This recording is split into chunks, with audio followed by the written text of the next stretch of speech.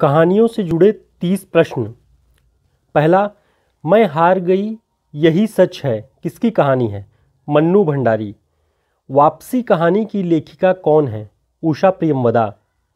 कोसी का घटवार बदबू कहानी के लेखक कौन हैं? शेखर जोशी। हत्यारे और डिप्टी कलेक्टरी कहानी किसकी है? अमरकांत। अ कहानी के प्रवर्तक कौन हैं? गंगा प्रसाद विमल। कुच्ची का कानून किसकी कहानी है? शिव मूर्ति। काठ का सपना विपात्र किसकी कहानी है? मुक्तिबोध। नामवर सिंह ने नई कहानी की पहली रचना किसे माना है? परिंदे, जो 1960 में प्रकाशित हुई, निर्मल वर्मा। रोज और शरणदाता कहानी के लेखक कौन हैं? अज्ञेय। सतमी के बच्चे किसकी कहानी है?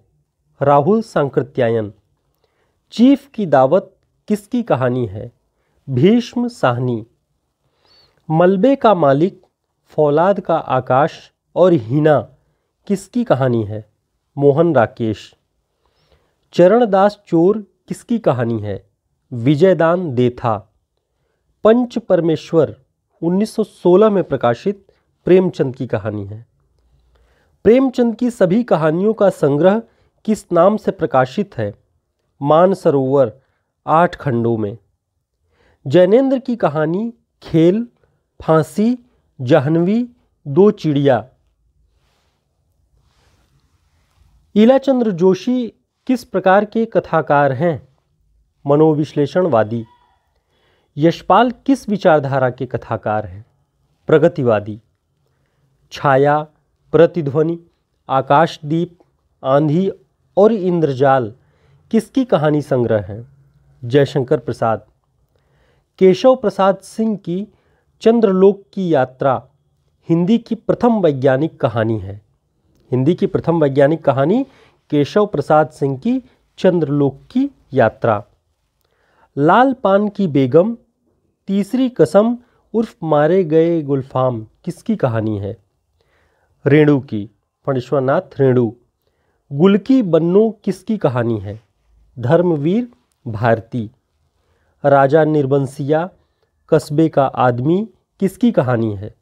कमलेश्वर। 9 साल छोटी पत्नी, काला रजिस्टर किसकी कहानी है? रविंदर कालिया।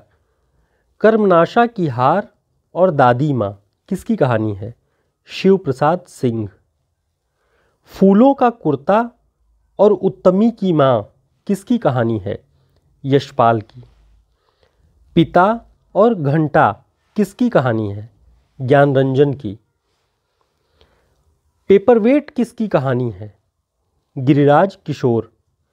पालगोमरा का स्कूटर, पीली छतरी वाली लड़की और तिरिछ किसकी कहानी है? उदय प्रकाश। मित्रों मरजानी, बादलों के घेरे, सिक्का बदल गया किसकी कहानी है? कृष्णा सुबती।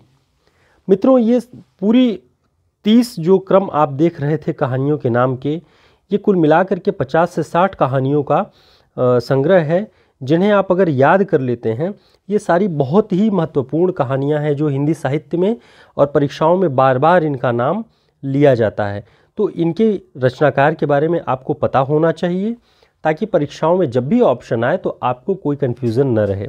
इसलिए मैंने इन सारी कहानियों का एक संग्रह तैयार करके आपको एक शॉर्ट नोट्स की तरह सौंप दिया है, ताकि आप इन्हें अच्छे से समझ सकें और याद कर सकें। बहुत धन्यवाद।